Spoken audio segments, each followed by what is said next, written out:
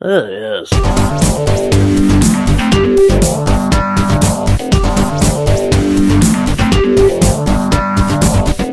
Jesus Christ.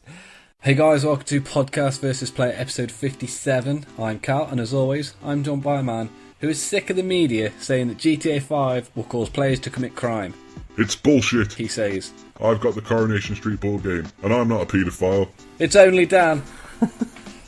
If that's some sort of Coronation Street reference, I'm afraid I don't know it well enough. Yeah. Anyway, Yeah. you are good, Squire. I'm very good, how are you? I am super fantastic. Excellent. We're just going to rock on with it today, Dan. Let's. No messing. No messing. Here's your news, you dirty whore. Go on then. There's some new Deadpool photos. Yes, there are. Fantasticals. As always, Ryan Reynolds continues to be the go-to source for Deadpool reveals.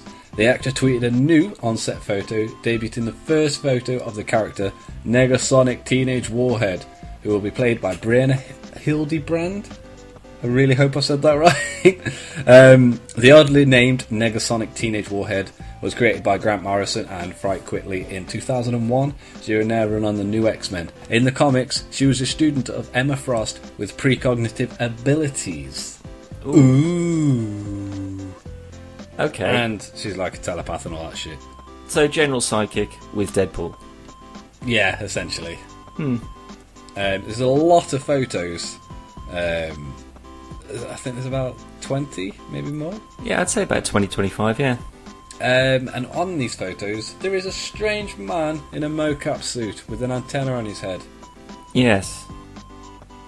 Do you want to know who that man is, Dan? Well, I assume the man doesn't matter. It's who he's supposed to be representing. Yeah, the man's not anyone. Yeah, Well, yeah. he is someone. I really don't know. If it's someone to do with Emma Frost and she's mentioned, I don't know, maybe some sort of X-Man baddie or X-Man goodie? X-Man goodie. Really? It's an actual X-Man? Yes. Colossus? It is indeed. I knew it! I'm the best. There is actually a shot of a man holding up a bust of Colossus's head. Really? I'm assuming that is just for reference, like to look up or something. Yeah, they do this quite often. They've got, like if you're playing the Hulk and stuff. If you're playing against the Hulk, they'll have like a big, either a stick with his head on, or a cutout or something like that. So people have got something to act towards.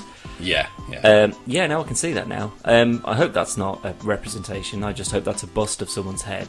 It basically looks like a bust they've spray painted silver. It just looks like the Silver Surfer. Yeah, but with showered shoulders. Yeah, but no, Deadpool versus Colossus. Ooh. Yeah, it's going to be interesting. Yeah.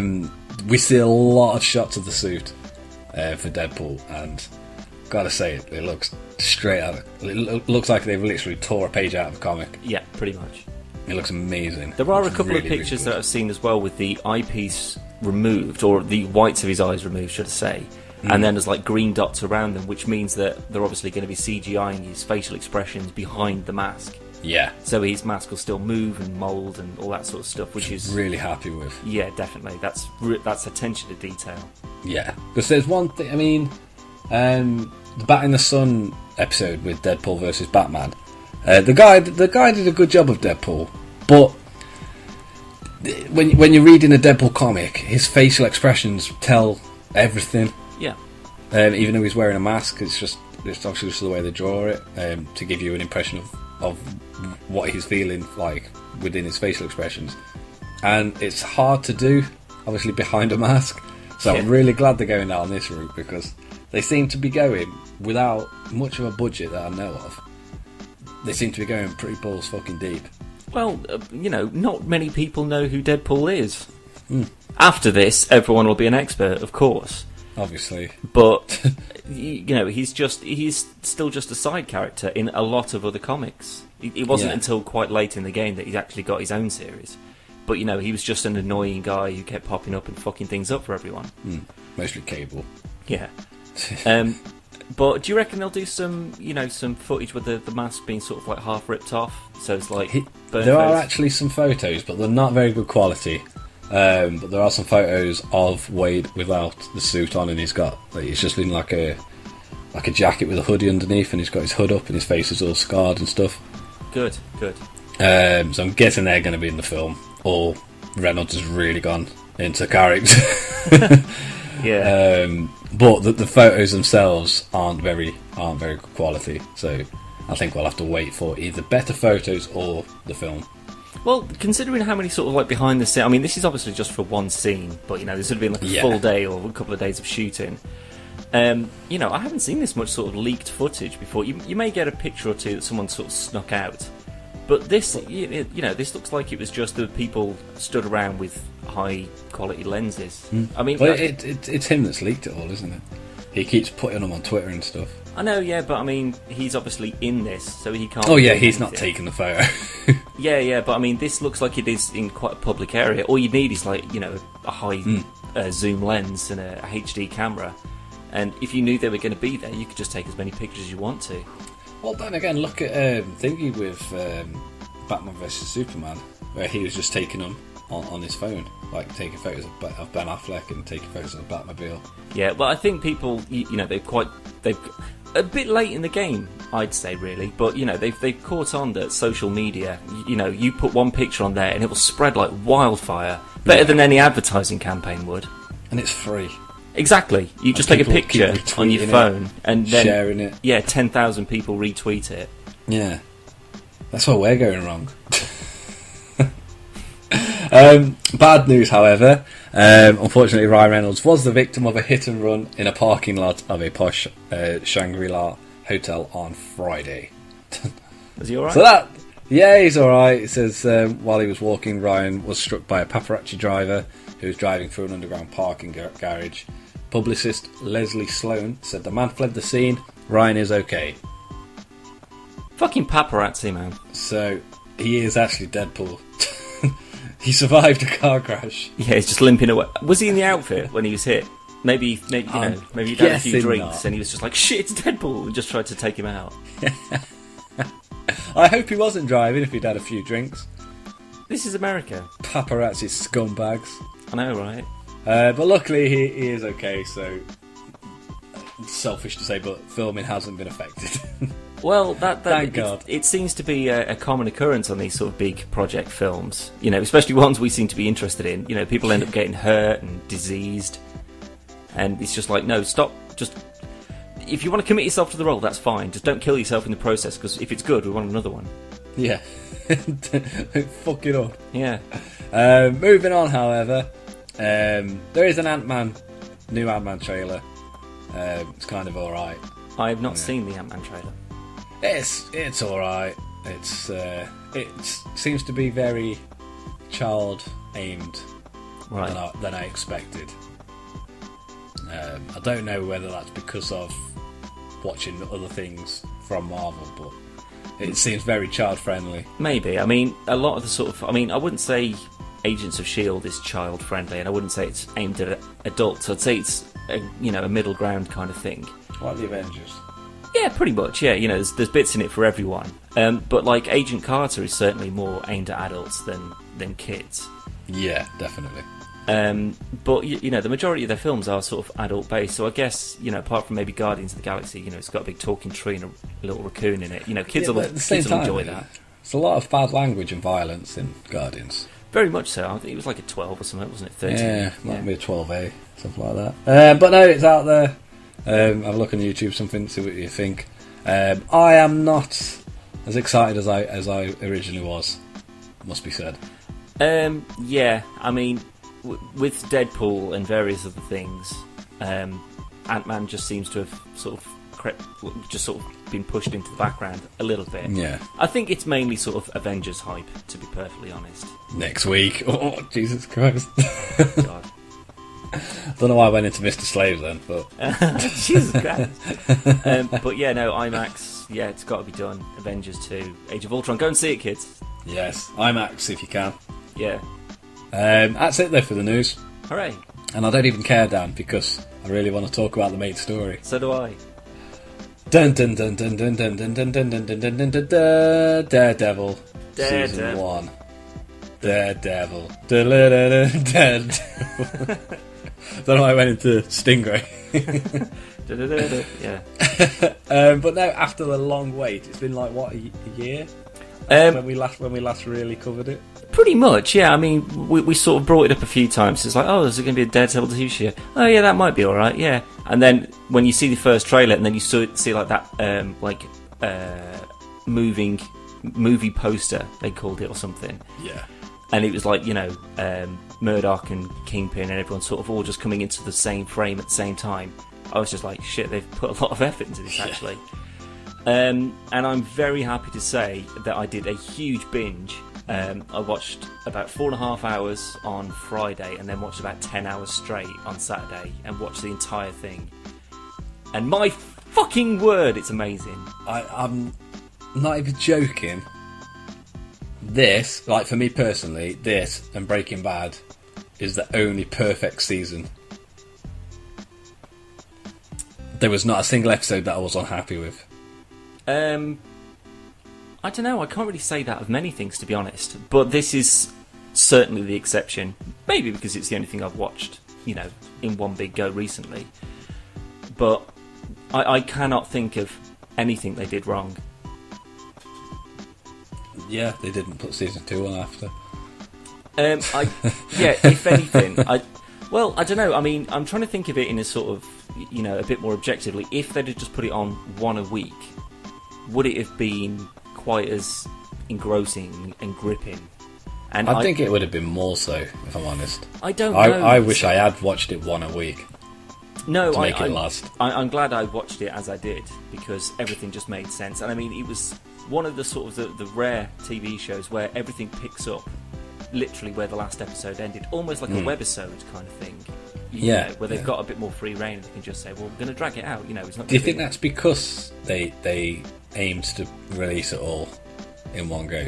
Maybe, do you think that made it an easier transition to go? I think so, yeah. I think they released it like they did specifically for binge watchers. Yeah. Well, it did say on the Netflix Twitter account, it's like, Daredevil's up now, blah, blah. Get your food and everything ready. Yeah, binge. And just crack on, yeah. Yeah. And I would love it if people take that on board and just say, that seemed to work. People sitting down for 8 hours in a go and watching, half a season of something.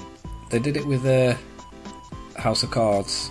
Yep, another Netflix original. Another one's got brilliant reviews. And I think, I'm not 100% sure, but I think they did it with Orange is the New Black as well, I think. Oh, I don't know about that. I could be wrong. But it's definitely every season of House of Cards has gone up in one go. Oh, maybe that's what Netflix are trying to do, when they're making their own series. And obviously they're doing a pretty good job of doing their own series. Yeah. They're just going to throw an entire series at people, and people are going to sit there and they're going to watch it in one big go, and then they'll go back and watch it in, maybe a bit more sparsely, and then maybe one every now and then. Yeah.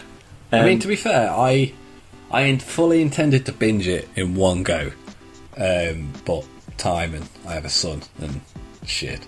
But I mean, it took me hour-wise. It probably took me obviously one day because it's only like 13-14 hours. But I got up to like season 5, I think, on Friday. Episode 5, sorry. And then Saturday I was out most of the day, and I watched a couple more at the night time, and then I watched the rest last night, and then I had one left today. Yeah. But that still wasn't. That was too spread out for me. I didn't want to wait. No. I hated it. I agree. But I mean, I've done this with Walking Dead before. I've left it a couple of weeks and then watched like 4 in a go. Yeah. And it just seems to sort of merge together into one big episode, rather than sort of watching one again. Ooh, you sort of analyse a lot more things about it. Whereas you watch it in one big go, the sort of the negatives just sort of really get outweighed by, oh my god, that bit in that episode, oh my god, that was amazing, oh my god, this guy's acting is brilliant. They just seem to get drowned out by everything you like about it. So if you watch something that you didn't like 8 hours in a row, you probably hate the entire thing and you never watch it again. Yeah, you'll be a lot more pickety with it. Yeah, but I don't think you'd be able to watch 8 hours of something you didn't like. After one or two, you just go, this is bollocks. Yeah, I'll give something a go, and I'll probably watch 2 or 3 episodes. And if it doesn't pick up, then I'll probably not watch it. Yeah. But with this, I had high hopes anyway, and it was just from episode 1 to episode 13, just fucking awesome. I will say, if you are listening to this and you haven't watched it, there's going to be a shitload of spoilers. Pretty much, this is going to be a very spoiler-heavy one. So if you are going, thanks for listening. However, one thing I really want to point out, and I don't know if people who have watched it or if you've noticed it yourself, but Charlie Cox was just the best actor for Murdock / Daredevil. See, he don't get me wrong, he's a brilliant actor. He can play being blind perfectly well, but he does it in such a way that I imagine Matt Murdock would be. He's blind, but because of his, extrasensory perception of what's going on, it's almost as if he's not. It's because he can see that there's a table there, he can see where you are. So, although he does things like every now and then, like where he'll feel for glasses and put his finger in glasses and stuff when he's filling them up, or he'll find a door frame or something, then go through the door. He touches like that where I just think, shit, yeah, he's blind, isn't he?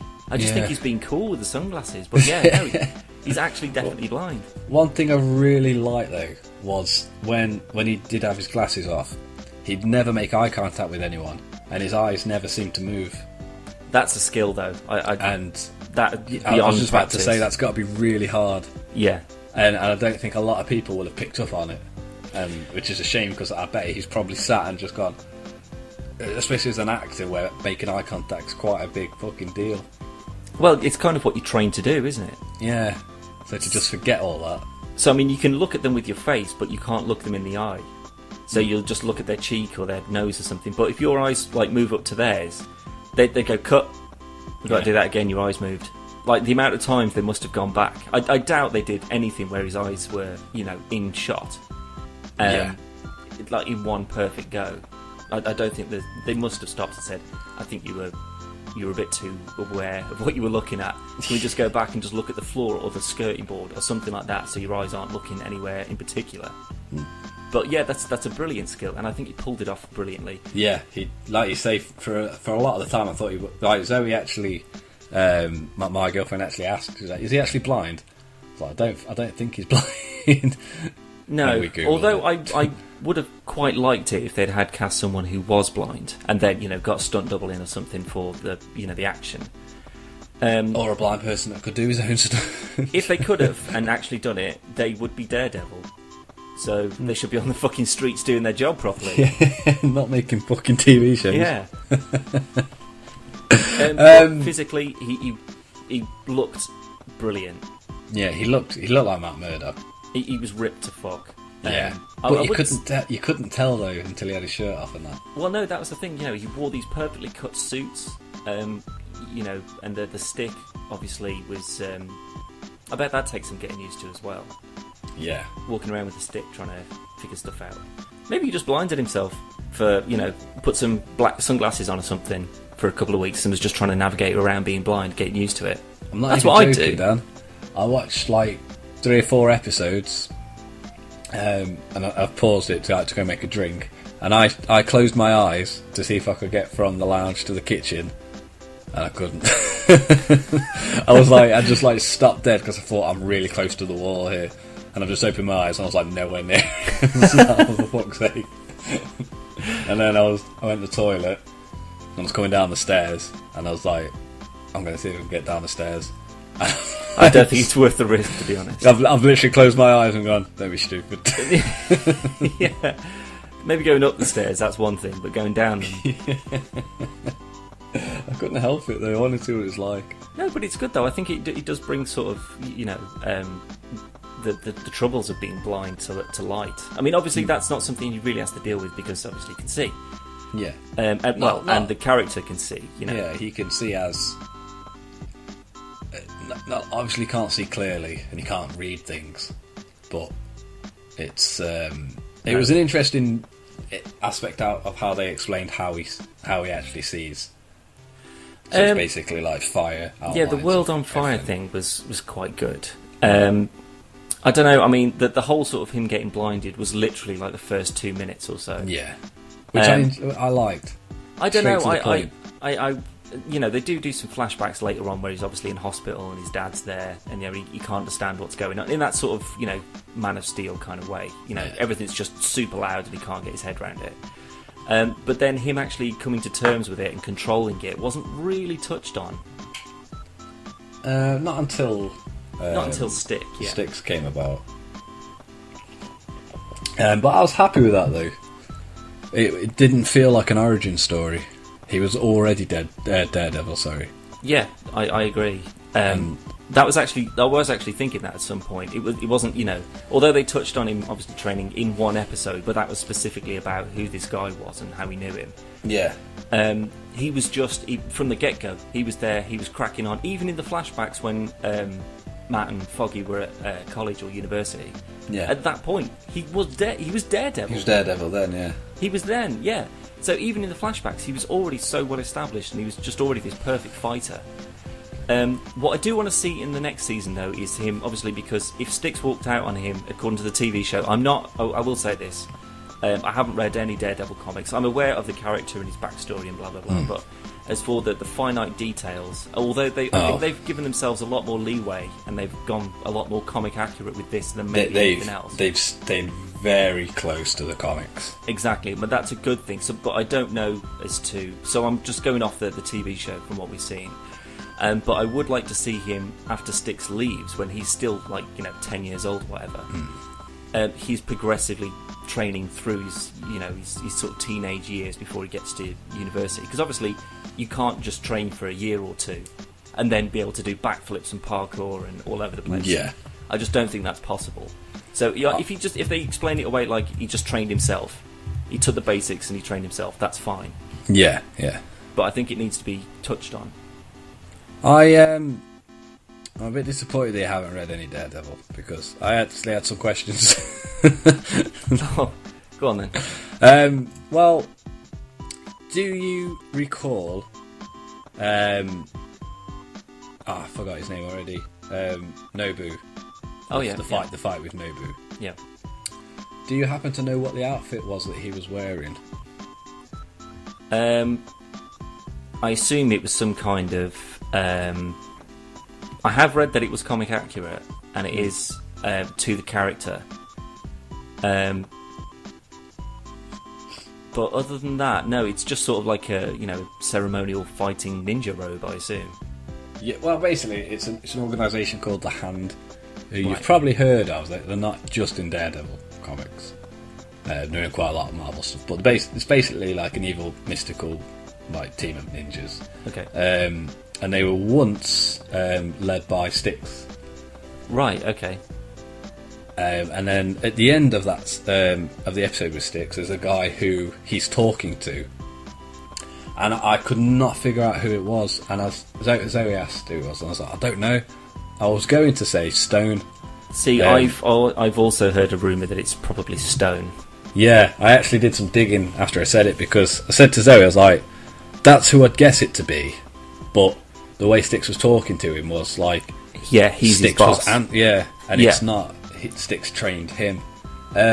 So I just went on IMDb, and Jason Finney is actually credited as Stone. So oh right, okay. Well, there you go. It must be him. So they've got the character, but maybe not in the same rank as. If they want to keep, because obviously he's still quite a big name. So maybe they're pushing him as the leader of the bad guys, or maybe they'll do kind of like a Iron Man 3 Mandarin thing where Sticks is supposed to be, he's actually the guy in charge, but he's still portrayed as being the underling. It might be like Ra's al Ghul in Batman Begins. Yeah, where you're led to believe the other guy is Ra's. Yeah, exactly. So yeah, that would be a nice touch. It's been done, but I think it could work. Or they might basically go with, if they keep Stone has got his powers, because he's got like chi manipulation, and he can do like all the meditating that Sticks and Daredevil can do and stuff. But if he sees an attack coming, he can render himself invulnerable to it, but only if he can see it coming. So if you shot him from behind, he's dead. Yeah. But if you shot him from in front, he'd be okay. Yeah. That's a cool power. That's a cool power. That'll keep you on your fucking toes. Yeah, well, there's when Elektra gets killed, he actually uses some of his life force to bring her back.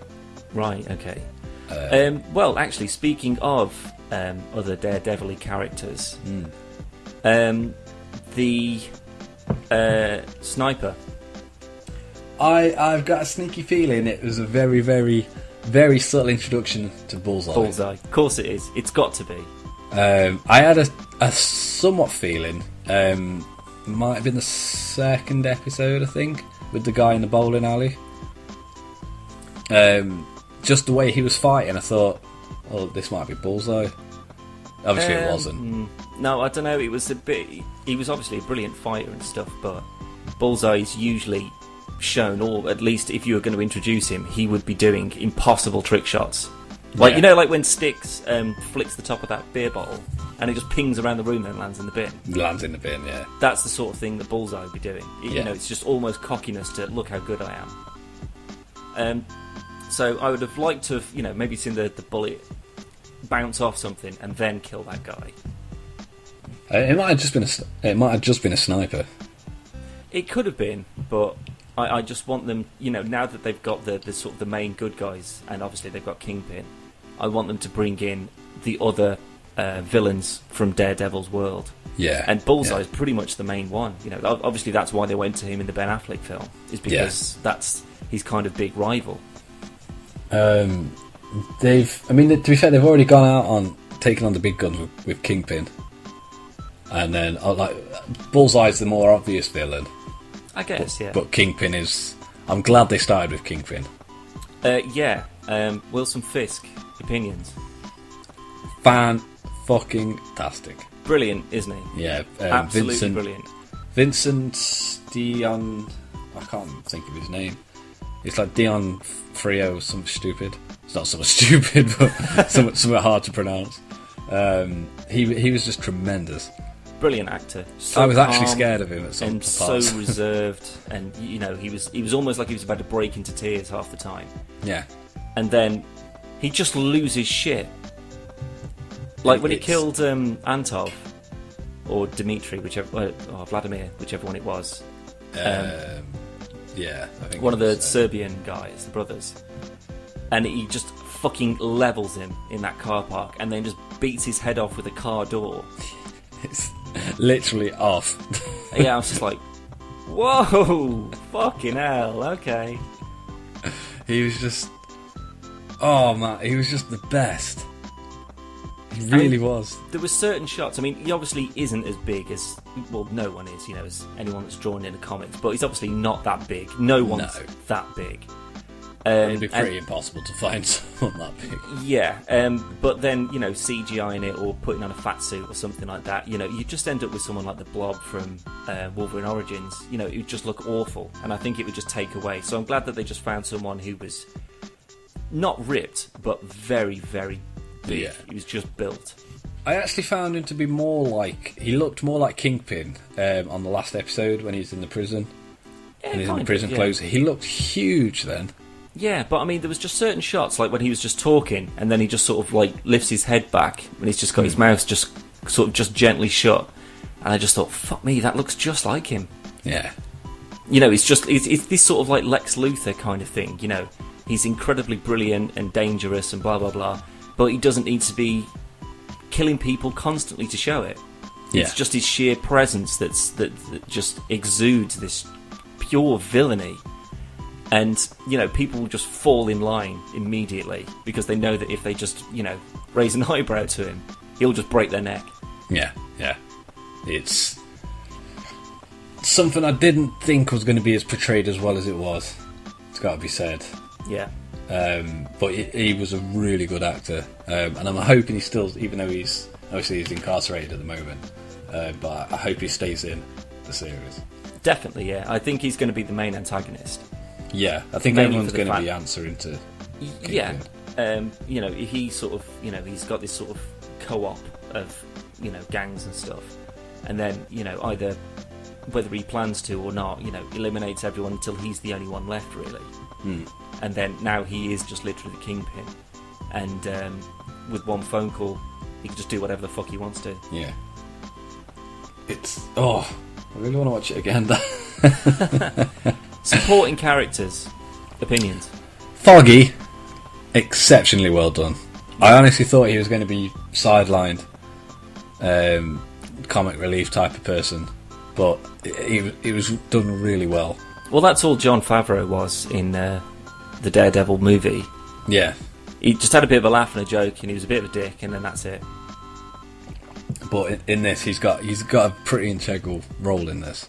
Yeah, I mean, the scene when Daredevil comes back from getting the shit kicked out of him by Kingpin, and well, no, it's the fight with Naboo, isn't it? He's already like cut up to shit. Oh yeah, no, but I mean, Kingpin just comes in and just beats him a little bit more, and then he throws himself through a window. Why not? But he ends up at his place, and Foggy's there, just sort of a bit drunk, and he's missing his best friend. Really, that's what's happening. Yeah, and it's quite sad watching all this unfold.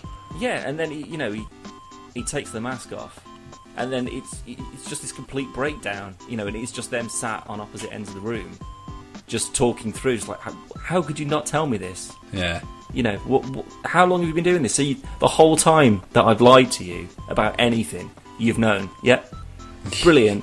That's my entire perception of you just completely shattered. It goes to show that how well they have portrayed it in a few episodes, because just you could see where he was like, normally he's like, shut the fuck up, he's awesome. Yeah. Matt Murdock is blind, yet he's fighting crime. Shut up, he's amazing. Yeah. But the way how you see them, like up to this point where they are literally nothing can come between them.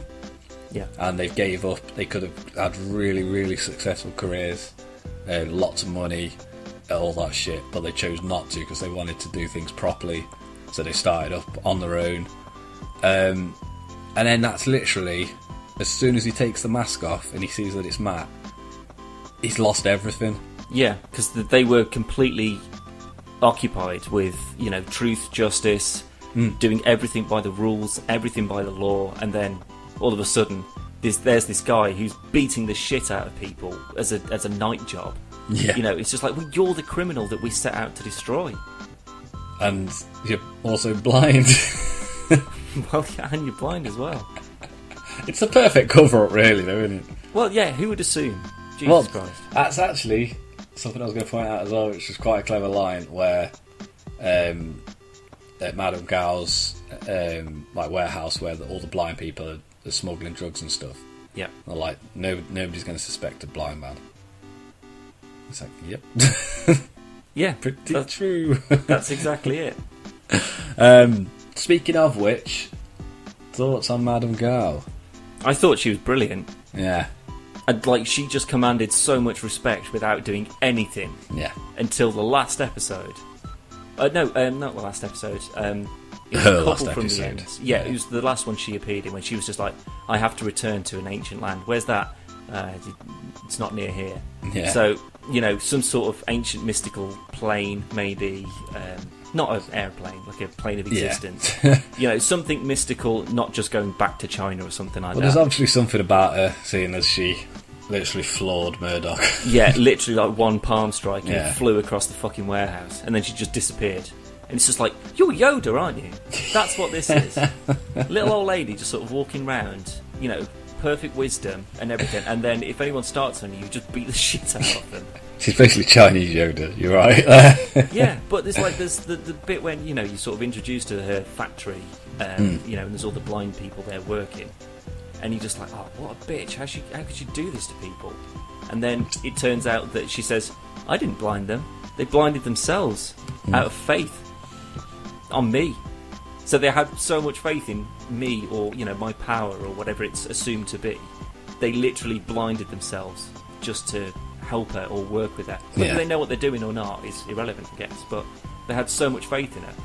So she can command people to burn their own eyes out. And she can kick ass as well, It's pretty fucking awesome. But yeah, I loved her. Karen. Nightmares, yeah, definitely. No, that's Claire. We'll go with Claire then. Oh right, Claire. Yeah, sorry, that's what I meant. Yeah, no, Claire. I thought she was introduced brilliantly, nothing too forceful. She just found him in a dumpster, and then she was just like, well, maybe you're not a dick after all, you saved one of my friends. And then now she's kind of turning into the love interest. But, obviously it's that whole dilemma, oh, I don't want to get with you because you're going to get yourself killed and that'll just upset me, and all that sort of stuff. So, although I don't particularly like that sort of relationship element, I'd like it if they just sort of went, fuck it, let's just go for it. Or just said, no, don't talk to me again. Which is like, I'll always be there to patch you up. I love that line. Yeah. Which is, she is. And because I thought they were going to go with, because Karen and Matt get it on quite intense, pretty hardcore, shall we say. And I thought that's where they were going to be going with this, and I'm glad they've left it. But do you know what happens to Karen? Because I don't want to spoil it if they decide to do it. No, I don't. Do you want me to say anything? No. Then I'll leave it then. We're only concentrating on possible spoilers for things that people have already seen. Right. Up and coming things. We can do speculation, but actual. I have a pretty good speculation for you, but I'm going to save it. Yep, fair enough. Okay. An interestingly, deliciously evil character that I was very happy with was Wesley.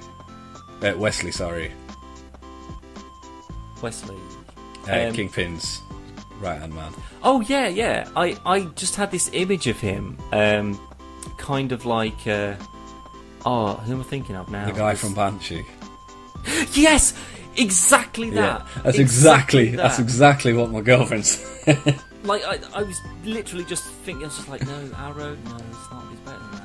And then you said Banshee, it's like, of course it is, it's the guy that's just like the accountant, but a psychopath. Yeah. That is who I thought this guy was. I thought he was just going to be the sort of mild-mannered, personal assistant to the big boss. But he's not this sort of nerdy bookworm kind of, he just sits in a back room counting numbers and stuff. He's out there in the field doing things for him, which means that he's got to be a nutter. But it's never shown. No, he actually wasn't. Yeah, he was just a guy who was apparently very good at his job. Yeah. But he was played very, very well. Toby Moore did a really good job. Definitely. And I was quite sad when he was shot. Well, that's the thing. Like, as soon as he put that gun on the table, all I could think of was just, right, if he's... We know that gun is loaded, but it could potentially, he may have unloaded it, although that would have been a bit counterproductive, but whatever. Or, it could be one of the ones that jams from, one of the first episodes. Yeah. But all I'd be thinking at that point was, how on earth could I get to that gun before he does?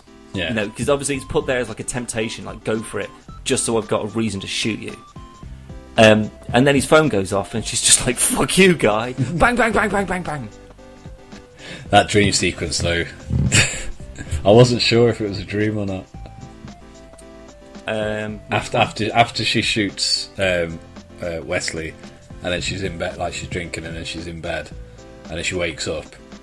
Oh, and then she's in the kitchen, and then turns around, and he's there, and he just strangles her, and then she actually wakes up. Yeah, that was really good. Yeah, I was just like, shit.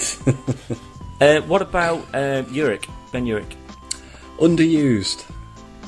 I disagree. I think he was in it just the right amount. I mean, at the end of the day, he's just a supporting character. He's just a reporter.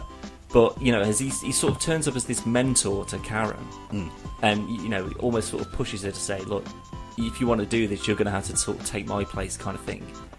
And then, although I really am quite annoyed that they killed him off, I would have loved to have seen more of him. Yeah. He was just a brilliant character and so well played. I'm quite annoyed that they killed him off, but he took it with such dignity. Yeah. And it's just like, I'm not scared of you. There'll be a Well, no, I mean, he was really well played, but like you said, I'm disappointed they killed him off so early on. Definitely, yeah. But that's Fisk tying up loose ends. True. And he took the fall for Karen as well. Yeah, absolutely. And I mean, that is going to be the push to sort of say, in that sort of Avengers Coulson dying kind of way. That's the push. He's lying, though? I don't know, because I mean, the only lead that they had that is that they both went to see Fisk's mother, Wesley had, and then obviously she killed him. So, I can't even remember how he found out that Ben went there. They said there was she had 2 visitors. Oh yeah, and he was just like, no, it's just me. And if she remembers the blonde girl. Well, then he didn't really say that. No, that's what I mean. There's even though she's obviously she's got a disorder, so she's forgetful and whatnot. If not credible, if she has made an impression, like Wesley said, if she had, she's probably brought up again. Yeah, maybe, yeah.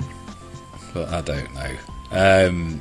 Did you notice any little Easter eggs in Urik's office?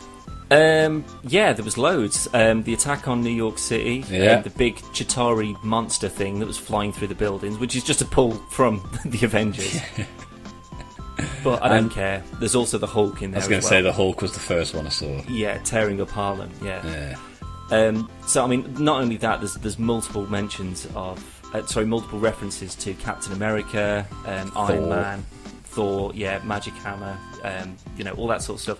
So I like the fact that they are very much keeping it grounded in the fact that this is in the same city that the Avengers happened in. They are still here, So not in an Agents of S.H.I.E.L.D. kind of way, where it's just like, oh God, the war's coming and we've got to do things, but we can't be seen with anyone else.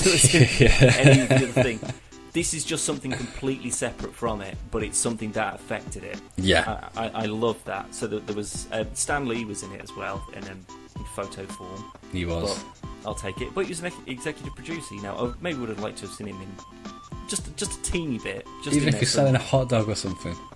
That's what he usually does, for God's sake, and those are blockbuster movies. So it might appear in it. I don't know. I know you haven't read the comics and you're not familiar with him, but what did you think of Stick? I thought he was a perfect sort of like dick mentor kind of guy. It's just like, you're still not as good as I planned you to be. He's worse in the comics. What, is he just a prick? If you thought he was a prick in this, he was like the politest man on earth compared to what he's like in the comics. He's a fucking see you next Tuesday. What? Cunt. Oh, right. But he also... Oh, see you next Tuesday. Yeah. Right. It's an old school reference. But Scott Glenn, who played him in the show, actually looks just like Stick from the comic. So visually, he was quite pleasing. But he was really good.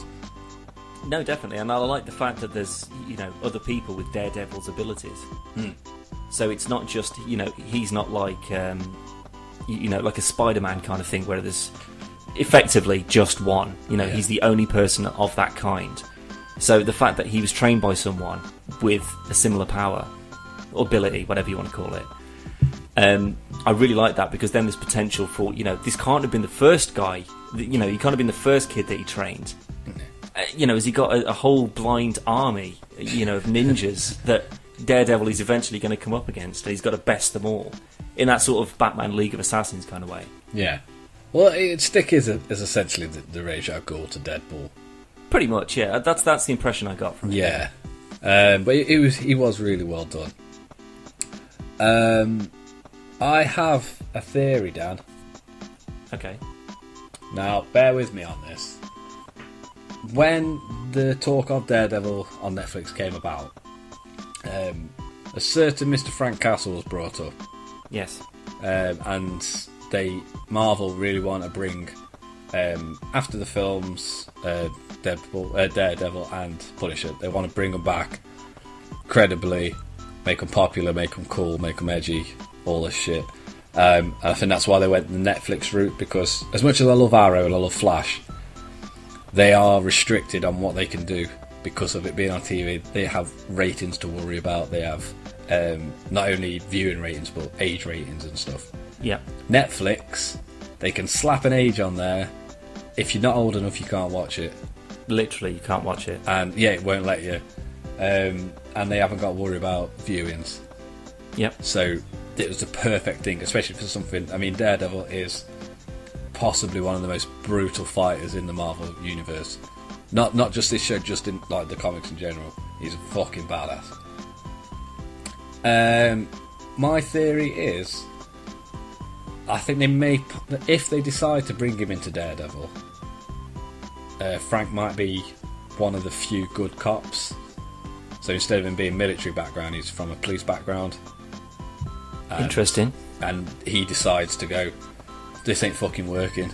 The Fisk, if it's not Fisk, it's going to be somebody else. The police are just going to be like eating our fucking gangsters' hands and all this shit.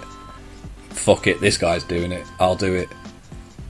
Maybe something happens to his family, like it would in the comics.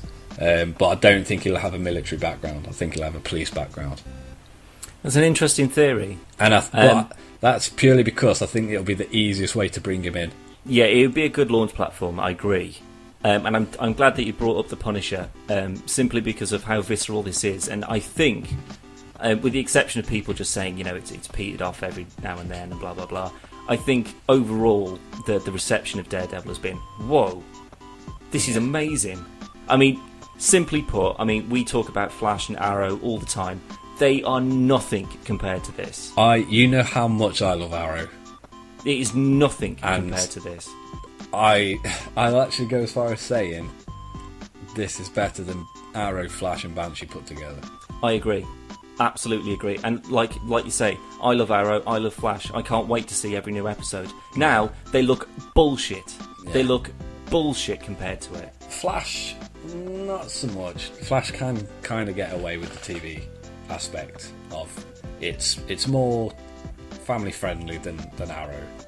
Or at least Arrow's to an supposed extent. to be, yeah. Arrow, I think Arrow sees itself as Daredevil. That's how it's gritty and violent. People get killed and stuff, but they don't get killed like they get killed in fucking Daredevil. The guy skewers his head onto a spike. I was just like, whoa, what the fuck was that? It's so gory, but that's what it should be. And I wish Arrow had gone the Netflix route. I bet DC are kicking themselves. Like, fuck, this is really good. But I know, I'm glad that you brought up the Punisher, because that was a point I was going to raise. Mainly for the fact that of how, I'm going off, what I can assume and what you've said and what other people have said, that, they've kept it very close to the comics. They've got a lot... I think they've got a lot more artistic license for the media that they're showing it on, as in Netflix. Yeah. But I think that they've just gone, well, we don't need to improvise and change things. We'll just keep it as it is. It's bloody good as it is. Yeah. It's brutal. It's hard. We can do it on Netflix. Fuck it. Let's just go for it. So for that element of it, I think the Punisher could work perfectly. Yeah. I think he could just be worked in as a supporting character. That sort of Batman, Superman route, Daredevil's going to be after the Punisher because, he's a prick and just goes around killing everybody. Yeah. Although they may be criminals, he's breaking the law worse than Daredevil is. He still does things slightly differently. Like I say, Daredevil is... a lot of Marvel characters, even the likes of Wolverine, have somewhat of a fear of Daredevil because he's just brutal. But, he might leave him paralysed, but he won't kill him. Whereas Frank, buildings and stuff. Yeah, Frank will kill them.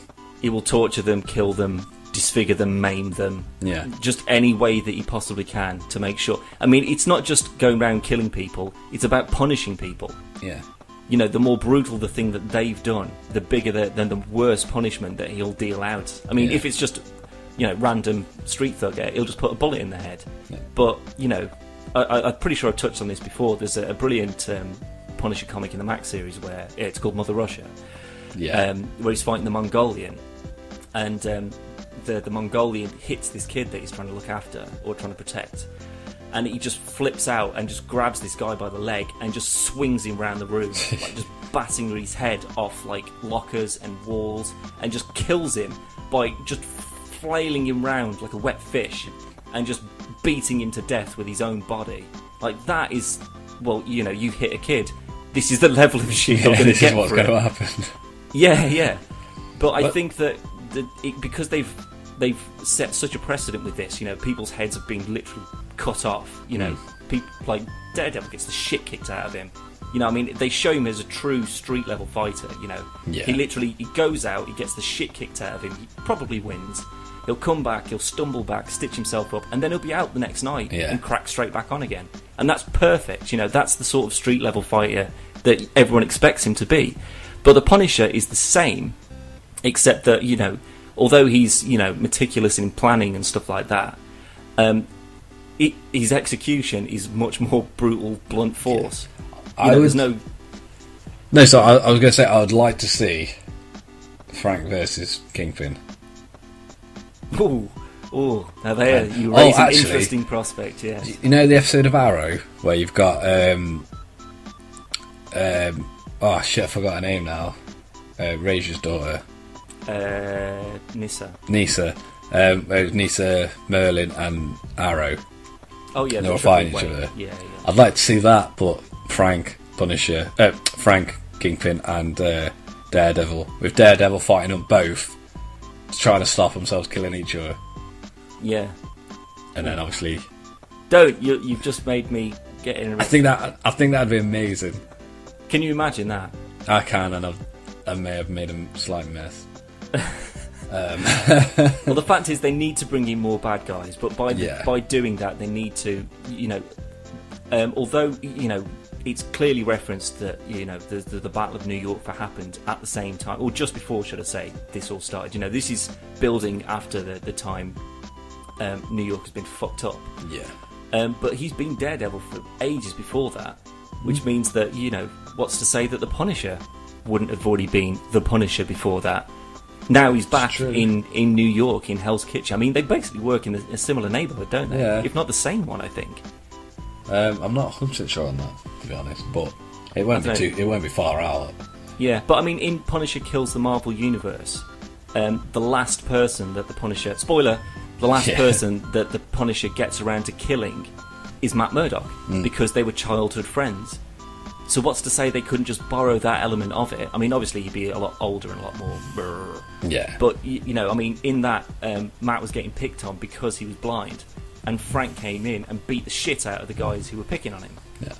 So, what's to say that he couldn't just be reintroduced as, oh my god, it's you, Frank, I thought you were dead.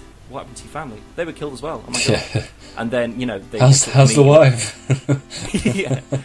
They meet in a dark alley, and it's just the outline of the Punisher skull on his chest is just in the shadows, I would shit a brick. I think it's going to happen. I really do. I think it's, as it is now, they've had 3 movies, they've failed pretty much on all of them. Warzone's slightly better than the rest, but not by much.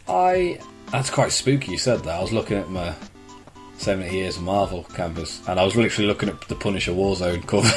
Yeah. That was weird. I still don't think he's not... Strong enough character is the wrong phrase, but I don't think he could carry a TV show. Like on his own, the Punisher TV show. It wouldn't work. The thing is, though, there's not enough of a story, character, friends. No. I mean, he's got people that he works with, but the only people that he really interacts with are people that he's killing. Yeah. Which means they don't get a repeat performance. So it's going to be basically villain of the week.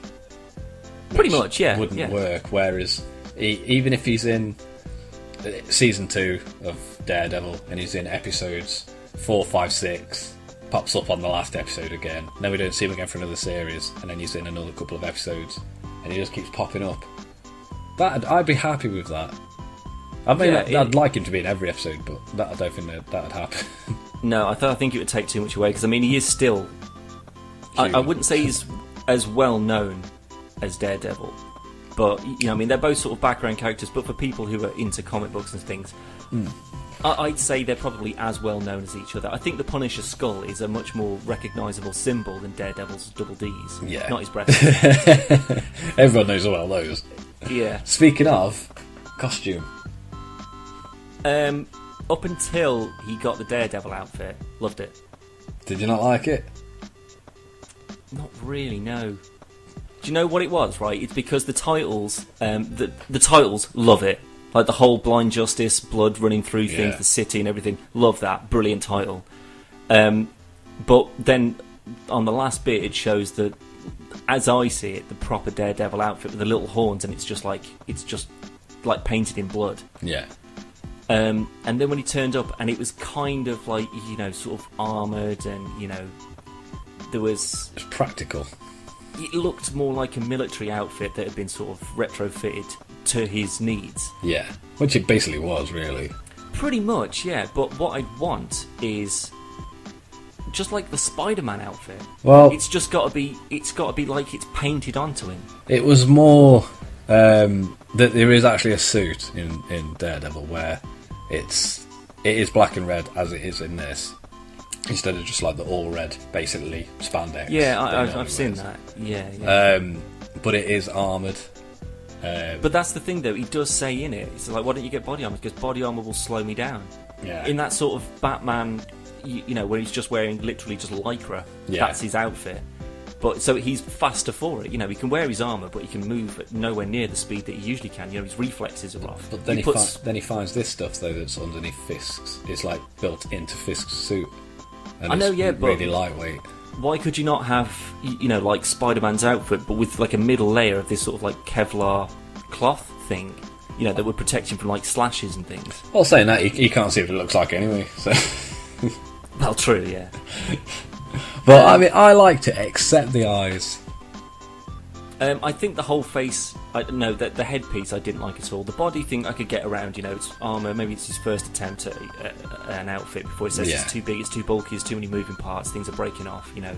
Just make it a one piece, that'll be fine. I'll wear it under my clothes. You can't wear that under a suit. Yeah. But the headpiece, it just looked like it was kind of... It was like someone very had just... Adam West. It was, yeah. There was too much, and his face just doesn't look right in it.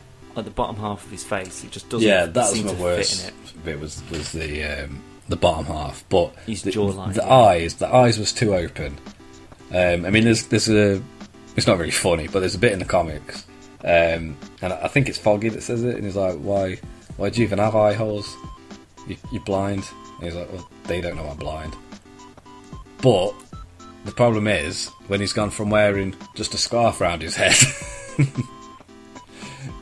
Yeah, I'd assume that if someone's got a scarf wrapped around their head, their vision's probably not as good as it should be. So then if they proceed to kick my head in, I'm like, shit, this guy's... he can be blindfolded and still beat the shit out of me. But I mean, I liked it. But he did look like a different person. It must be said. But yeah, I don't know if I liked it or not, but the end scene where he's on the roof and then jumps off. I was just going to say that. I'm in two minds about it. When he nails the driver through the windscreen with his new sticks. Yeah. Obviously, we haven't got the connected sticks yet, you know, for his sort of like grappling and, you know, flipping about and whips and stuff. That's fine. They can work into that. This is still his first outfit. This is the first go. You know, changes will need to be made. I get that. The reveal, not the opening the box thing, just go, yeah, this will do. Like, when he's like, when the van flips over and then he's just like on top of it, I got goosebumps. Yeah. I was just like, oh, fuck me, that is a reveal. Because I purposely did not look at any pictures of him in the Daredevil outfit. Well, no, I wanted it fresh, and they did it in such a good way. We were sat there, weren't we? And I said to you, "There's pictures are out," and I had it on my phone. And you were like sat next to me, and I was like, "Do you want to look?" And I know, I'll wait. I want to see it. I've got like 2 days to wait, for fuck's sake. But I was happy with it, but I think he looked a lot more badass in the black. I agree. He had a sort of a Kenshi kind of feel to him. Yeah, he's just a blind ninja rather than like he was kind of just like a Batman 0.5. Yeah. So if they'd have just started out with a traditional lycra suit and he was just there and he was just like blood red, and then he said this isn't going to work, you know, I'll need armour and stuff, and they moved up to that version, that's fine. I would have loved that. But there's nothing to say they won't do it the other way around, and he's saying it's too big and bulky. Let's just trim this down. Just make it out of red Kevlar cloth stuff. Yeah. And then it's just like the like skin tight painted on stuff. Well, when Potter's saying to him, and he's like, the black is more protective. Well, not and the red, blah blah blah. He's blind, dude. You can't see. But no, I see what you mean. Though it was, I would have preferred a more traditional Deadpool suit, but the red and black one was always my favourite. However, do you know what colour his first suit was after the Yeah, it was bandana. orange, I think. Orange or yellow or something. Yellow and brown. Yellow and brown, yeah. Hardly blending into the fucking background. With a name like Daredevil, why would yellow and brown? I don't know, maybe this was in like the 70s or something, maybe the colours were cheaper. But it sounds stupid, but it might have been. Yeah. But overall, if you could give this season a score of 1 being wank, 10 being amazing, or 20 being I have just jizzed my pants, where would we be sitting? I'd say I'd be at around a 17, 18. Is that it? Yeah. It's 19. brilliant, but there's still room for improvement. I think more episodes would be called for. I think 13 was a great number to get it started, and I hope that season 2 will have, in the same sort of way that The Walking Dead just started off with like 6 episodes. And it was just to sort of almost test the water, see what people's reactions were, then build it up. This was a big gamble. Absolutely. And I think this will actually help Deadpool. Getting a sort of ninja... not necessarily, but I mean, they've seen how well received this violent Marvel show has been received. Yeah. And it's still, obviously, Daredevil's nowhere near as funny as Deadpool, but they were like with the likes of Foggy and stuff, there was humour there. So, it's a perfect blend of humour and grittiness. The only difference with Deadpool is the funny is the grittiness, where he'll chop someone's finger off and then poke them with it. So I hope this is good news for Deadpool, for Punisher, even Elektra. Well, I'm hoping that this, because as you quite rightly said on a previous podcast, Marvel have got the films. They've got the film catalogue, they've got the up-and-coming film catalogue. Whereas DC have got the animated films. They've got that hands down. Yeah. And up until 2 weeks ago, they would have also have had the TV. Yeah. Now, everything combined. Smallville, everything. Nothing can stand up to this. No. Not I'm hoping will give... I'd say they'd have to, like Arrow and Flash and that. I'm going to watch them and just think, it's not as good as Daredevil. No, that is going to be my opinion of it every single time. It's not as good as Daredevil. I was really excited for Game of Thrones starting tonight, and I forgot about it till now, to be honest. I think I'll give it another week or so, and I might probably watch it again, to be honest. Yeah. Daredevil was that good. Yeah. I was really tempted, because it was on Netflix, to watch the Ben Affleck one. But just to laugh at it. Just to watch it and go, that was shit, I need to watch the series again. Well, one thing that I did notice, actually, like I say, I did watch like a 10-hour stint on Saturday watching this. Because I was watching it in the day, there was glare through the TV, for the window on the TV, and I was genuinely surprised as to how much I couldn't see. Because there is so much in the dark. Why didn't you close the curtains? Well, I did, but they're Venetian blinds, so it still comes through. Bright day, Oh man, they're the worst. I know, but that's the thing though, that just amplified the fact that it was so dark and everything was done in back alleys and in dark rooms, and I just think it is just the perfect launchpad for other street level fighters, people who may get referred to, maybe even brought into things like the Avengers or the other big movies. Oh, there's news of doing like Iron Fist and stuff like that, and the Defenders, so yeah. It could happen. I'm going to go out on a limb and say Punisher is either going to be referenced or he will make an appearance in Season 2. Well, I think that it would make more sense to bring him into something like this, because with something like Civil War around the corner, Punisher, obviously, not a huge, but he has quite a big part in that. So if they can have him in Daredevil, and then, if it works both ways, that's the thing. If they go into... Maybe not Ultron, because it's it's been filmed for ages. Yeah.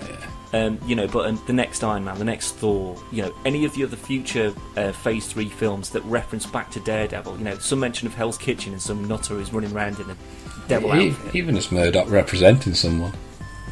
Just something like that, absolutely. Because it's all the same universe. Like Marvel Disney Crown said, Daredevil and Agents of S.H.I.E.L.D. and all the Avenger films and all the Iron Man films, or blah blah blah, they're all part of the same universe.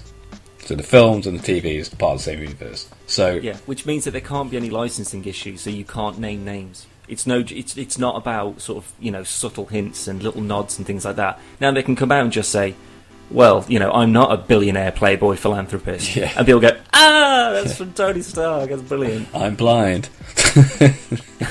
Yeah. But no, I'd quite like to see some crossovers, which would more likely be somebody like Daredevil appearing in an Avengers film, even as Matt Murdock or as Daredevil, as opposed to Tony Stark appearing in Daredevil. I don't think that'll happen. I'd like to see in that kind of like Raccoon City, Resident Evil 1 kind of thing. The game that's like 9 down the series. Is set at the exact same time, but just from a different perspective. Yeah. So all the stuff is happening at the same time, except that it's in Hell's Kitchen. It's Daredevil covering, whatever happened. If like a fucking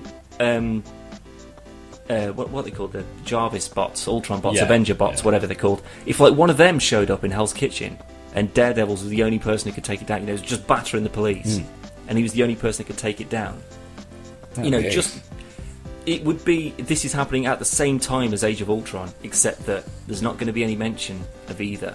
It would just be something that's happened afterwards. Yeah.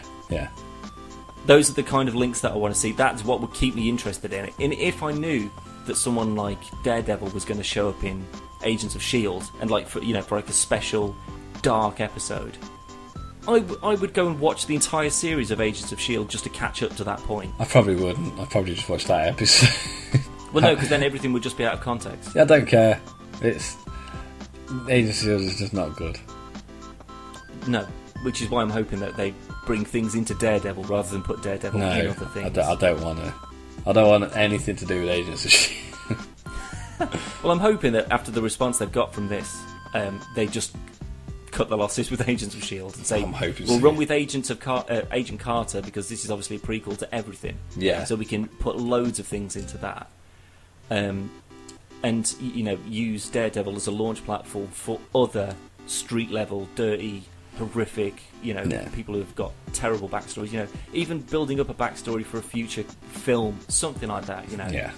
I think that would be a better way around it. And if they can do that, and they can write it well, then DC does not stand a chance at making a breakthrough back on TV again. Not unless they do a Batman show. I mean, they're talking about doing Krypton, but who wants to? Like I said on one of the other podcasts when it was on the news, and it's like, you like Superman? Do you want to watch a show about his dad? Well, he's got no powers. Yeah. And they're just working on a planet. It's like Gotham. Living. It's just like, it's Batman's universe. Batman's there, but he's not Batman. Gotham's different though. Gotham is actually interesting. No, it's a good show. Don't get me wrong. I like it. I'm completely up to date on it. But it's because Batman's villains and Batman's story and lore is just so much bigger than just the character. Yeah. Whereas, plus it's building up to it. Yeah, of course, you know what the ultimate thing is. You know that the last episode of it is going to be Batman. Yeah. It has to be. If it's not, the entire thing is not worth it. It's been a waste of time. Absolutely. As long as it's not that sort of Smallville thing where you sit through 8 seasons and then he's in a Superman outfit for like 30 seconds. And you're just like, what? Yeah. I still stand by, I think it's just going to end with Gordon stood there. And then it's just like, you'll see the back of Batman's head.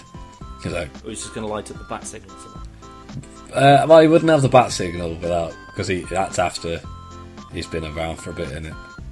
And he gives it to Gordon. Yeah, but I mean, there still wouldn't necessarily need to be a mention or a showing of him. No, not necessarily, but I just think it'd be the way I see it is like Gordon stood there, and like you see the back of Gordon, and then the camera just moves slightly, and you see the back of Batman's cowl, and it's just like Commissioner Gordon, and then it'll just finish. Yeah, that's how I see it, which is ridiculous because I want to see Batman in it. Yeah, it's not going to happen. I can dream. Or we can watch Daredevil again. Yeah, just season 2 of Daredevil. Marvel, just shut up and stop everything else you're doing. Make more Daredevil. Yeah, well, keep on with the films, but... I don't know. Black Panther and Guardians 2 have all sort of paled a little bit now. Now I just want more Daredevil. Yeah, I really do. I really do. Anyway, on that note, we have rambled on for a long time, Dan. True, but this is an entire series worth of notes and It is. bits and pieces that we've just squeezed into one podcast. If you haven't watched it, it's only available on Netflix. I don't know if it's going to be coming to Sky or to whatever American channels. The cable, DVD releases, I assume. I imagine it'll be out on Blu-ray and DVD. Channel 5 brought Gotham, so it was on Netflix and Channel 5. So I bet they're kicking themselves now, aren't they? Yeah, I wish we'd waited. Bollocks. Should have waited for Daredevil. Fuck. I can't see Sky, like Sky One or anything, buying it with them having Arrow. So it'd be unlikely they'd want to rival their own show. So probably, yeah. I mean, they can make more money, back to back. Yeah, true. Arrow on at 8, Devil on at 9. Yeah, it'd work. But I think it'll probably stay Netflix, if I'm honest. Like House of Cards. I'm hoping it does. I think it will just give them more free reign to just say, what else can we do? This has worked brilliantly. Because considering I hadn't got Netflix until Thursday, well, Friday, sorry. That goes to show that it's a good indication, yeah. Yeah. So it'd be interesting to see how many people actually got Netflix purely for House of Cards, Daredevil, or Orange is the New Black, something like that. Well, either way, people sign up for these 30-day subscription things, and they know that they're only going to be able to watch this show if they get into it. Yeah. If they carry on the subscription, they just go, fuck it, we'll just pay for a year, like 19 quid or whatever it is. And then, they get the subscription fees or the repeat subscription fees for all those people, and then, that will give them more money to make more shows. It's just a perfect circle. Yeah. Works well. Plus, there's a shitload of other stuff on Netflix as well. Yeah, but no one cares about that. Yeah, nothing's as good as Daredevil. No. Do you have a particular standout scene to end on? Particular standout scene? Probably maybe not your favourite scene of the whole season, but a favourite scene, say. I think the one that sort of I just thought, wow, this has just really set the mood, was when Kingpin was a kid, and his dad, was obviously just a drunken prick, and it sort of set up perfectly, why he went into that art gallery in the first place, why he bought that massive white painting, why there was this ritual that he had every morning, and why there was the same music playing. Because he just wakes up with this just complete reminder of his, his upbringing and his loneliness and the murdering and cutting up of his own dad. And then when he finally gets together with Vanessa, and then he wakes up and he just turns the other way. Yeah. And he just looks at it, and I was just like, oh, God, that's good. And then for it to end, when he's in his cell, and the wall looks exactly the same. It was just that whole, that's just linked to such a traumatic thing in his past. Yeah. That, he knows that what he's doing, even as bad as it may be to others, he knows he's doing it for the right reason. And he just looks at this wall, and that just brings it all back. And he says, no, I'm definitely doing the right thing. Yeah. It's just confirmation of his own objectives, really. That's actually quite a good... I'm happy you said that one, then. I really like that. What about you, though? What was anything stand out? Sorry. I'll be honest. The fight with Nobu, I really enjoyed. Absolutely loved that. Yeah. I didn't want to pick a fight scene, but it was so well done, and the fact that Daredevil basically got battered to fuck. He was outmatched on most levels. I mean, the Hand are just stupidly skilled. I'd probably say they could probably easily take down League of Assassins. But there was times where it looked like he was going to win, and then he got that fucking blade chain out. It's just like, you're fucked now. Slashed him up. But that's actually just brought up an interesting thing. Is the fact that he killed Nobu. Yeah, that's why I picked it. He flat out killed him. Like, he deflected the blade into the light, caused the sparks, which set him on fire. He made no attempt to put him out. And he knew he was covered in oil, because when he kicked him into the oil drums. Well, fuel drums, sorry. So that was complete murder. Yeah. In the same way that in the 2003 Ben Affleck film, there's a fight scene at the start where he's, some drug dealer or whatever that gets out of court, and he's fighting him in a subway station, and he just throws him or kicks him onto the tracks, and then a train comes and kills him, and it's just like, how can you say that you're against murder and blah blah blah when you flat out just murder people? Well, he's not against it though, is he? He's just, he doesn't want to be like the criminal, because he knows what he's doing is virgin, it's past the law. And I mean, there are quite a few people Daredevil has killed, and he will kill, but he doesn't want to. In a similar way that Arrow's gone from, he will kill people because that's what they deserve, to I can't kill people anymore because I'm Batman in a hood, so I'm not allowed to kill anyone. But he knows that there's going to be times where he's going to have to kill people. But that's the thing, though. In Arrow, it's just like, no, that's a promise I've made. After Tommy died, he was just like, that's it, no more killing. People can't die. But there's a difference between saying absolutely no one can die in that sort of Batman way, to say, that's my one rule, I'll never ever break it, blah blah blah. Whereas if it was, well, I'm not going to kill them, but if Daredevil came up against the Joker and just thought, you know what, if I let you live, you will do this again, and worse, just to piss me off. Well, and he will just go, fuck it, kill him. Man of Steel. Exactly that point, yeah.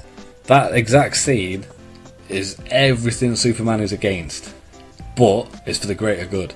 Yeah, it's just like, how many more people will die if I don't end this right now? And that's Batman's biggest flaw.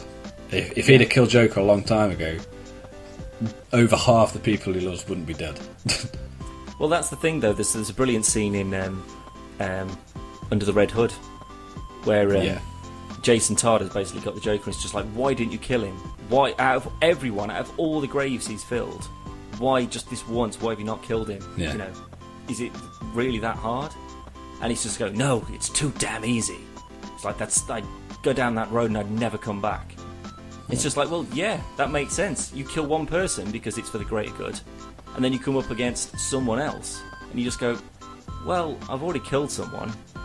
But you have to take on the fact that it depends who they are. Joker will kill anyone. Sees a threat that needs to be put down. Whereas someone like Fisk, he does have reason in him. Yeah, I do like the fact that it's not just, I just want to rule the city. It's just like, no, I want the city to be better. Yeah. But certain people can't be around if my dream is to come true. He's very, very... He's diplomatic, yet stupidly angry. Well, I just see it in the way that if he was sat in a room with you, he would eventually talk you into the way of his thinking, and you just go, do you know what, you're right. Yeah, burn them all, definitely. It's the only way to figure it out. Like, he just has the sort of the charisma, and like you said, like the sort of diplomatic flair to sort of say, well, no, I'm right, and this is right, and you just go, fucking hell, yeah, you are right. I never thought I'd think like that, but yeah. Whereas the Punisher would obviously be a brilliant opposing force to that. Yeah. Because it's just, what reason has he possibly got to let them live? Which is it's just like, depending on the circumstances, is right. In the same sense that Joker should have been put down a long time ago. Yeah, exactly. Well, to be fair, that's speaking logically, that's not going to sell. If the Joker came into it, this is Batman's greatest enemy. He's dead now, though. We won't make any more money off him. But it's true, though. It's the same as Winter Soldier and Captain America. It's Bucky, yeah, but it's not Bucky anymore. Granted, it is now, but Yeah. The best thing to do is, I mean, but that's the thing. Like you know, some people just say, "Oh no, you can't be a hero." You know, you go around killing people. How many people has Captain America killed? Fucking loads. Oh yeah. I mean, not even just he was in the Second World War, therefore Nazis. Who cares? I'm pretty sure in Cap 2 he killed a bunch of people. Yeah. I mean, assuming that obviously even him just punching you in the face would be enough to just break your neck immediately. But I'm pretty sure he winged his shield at people, he shot people. Oh, Wolverine. I think the only exception would be someone like Spider-Man, who has come very close himself. I think when it sort of comes down to it, Spider-Man's probably more likely to be killed rather than kill someone. Yeah. That's more likely going to happen rather than him just go, fuck it, Goblin, you're not worth it anymore. But again, it's someone who's very close. He has been very close to killing people like Dr. Octopus, Green Goblin, most of the Rogue Gallery. But like I was saying when we were watching it, and so it was like, he's a bit of a pussy, isn't he, Kingpin? I was like, you wait, just fucking wait. I was like, even if they don't explore it, because we were only on like episode 3 or something at the time. I was like, even if they don't explore it on this season, this is someone who can, with no powers, batter Spider-Man. Yeah, and he does batter Spider-Man, and I'd probably say he could probably batter Frank easily. I think for sheer volume, yeah. No weapons, just hand to hand. Yeah. I mean, it's just like, it's like trying to push Rhino over. Yeah. They are so built. It's that's the thing. Like, there's a bit right in the end of the last episode where he's trying to run away down that alley. Yeah. And it's just like, oh no, Daredevil will be straight up those ladders and be on the roof. And it's just like he's literally got nowhere to go. He's got to fight his way out. Yeah. There's no escape. He's too big. He's so strong. And he can take a beating or whatever. But when it comes to agility, he's got nothing. He's just a human tank. Yeah. Whereas the Punisher, he's sort of a bit of both. He's got. He can. He's one of those he's at the sort of peak of physical it's like Batman. power. Yeah, it's well, no, I mean, Batman's, I'd say, way more agile than the Punisher could ever be. No, but I mean, like, when you look at it, especially how Batman is sometimes drawn, where he's fucking huge, but he's like just somersaulting around everywhere. That's obviously down to ninja training and whatnot. But that's exactly it. Like, the Punisher hasn't got anything other than military training. Yeah. Which means that he's not been taught how to do backflips and, slide under doors and stuff. He just goes with what he's good at. He just runs through the door. James, in that sort of Daniel Craig, James Bond kind of way. Yeah. He can't keep up with the agility, but it doesn't matter because when he catches them, he will fuck them up. He's gonna batter the shit out of them. Yeah. I could see not interesting, but what would probably make me laugh if Punisher's chasing someone. He's on Daredevil, the show, and he's chasing someone, and they are a lot faster. So he just shoots them through the back of the knee, so they can't run anymore. And then he just that's exactly what he did in Punisher Warzone. He goes up against 3 guys who are parkouring, like drug dealing parkourers, and because he knows that he can't catch up with them, he just kneecaps them. So he's just on. Well, no, one he shoots out of the air with a grenade, which is brilliant. He just explodes. The other one, he shoots through the head and kills him. And then the other one is just there going, whoa, whoa, whoa. He just shoots through both knees and he just drops to the floor. And then he walks up to him and he's just like, now we can talk. And it's just like, no, please. But, on that note, Dan, we are going to go. Yes. So, I'm not even going to end it on the last 3 because I haven't thought of anything and it's only going to be Daredevil related. So... Yeah. I have In nothing. that case, then, tell us what's coming up on PvP. We have some gang beasts. Myself and young Danawan did some gang beasting. So that video will be up this week. We've got some new Can You Believe It? And I think maybe, just maybe, Dan, do you want to do some DC Universe? Where did that come from? I was literally just thinking of what something we haven't played or something we said we were going to do and we haven't. Well, fucking and hell. I had an update grab a pen. Jesus. But I had an update on PlayStation earlier. And I remember that being on there. I was like, we've never done a DC video. I have. Together. No, I don't think so, no. So if you want to do one of them, we'll do one of them. Well, I was thinking maybe more Marvel heroes. And, you know, you can be Daredevil, I'll be Punisher. See, I was thinking I was just going to make Daredevil on DC. Mainly because you could do, I can Super speed, actually run around and shit. Well, no, because you can have agility. Oh, yeah, the Acrobat one. Yeah, Acrobat. Like the Harley Quinn one. Yeah. Yeah, can do. Yeah, why not? You can make Kingpin.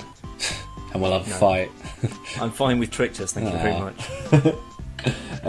So we'll do one of them, and maybe some Space Engineers, seeing as absolutely. Things are on the up at the old base. Yes. I can't remember what it's called. We haven't got a name for it. No, because it's a brand new one. Yeah. You can also message us at podcast versus player on Twitter. You can send us an email to playervpodcast@gmail.com. YouTube is www.youtube.com/podcast versus player. And that's it. Website. I don't really... Oh, shit, yeah. Website is also podcastversusplayer.com or .co.uk. Fantasticos. See, I remember. We have everything. I remembered. I just thought, I'll see if Dan remembers. Yeah, well done. I'm blind, leave me alone. Bye. Bye. Oh, yes.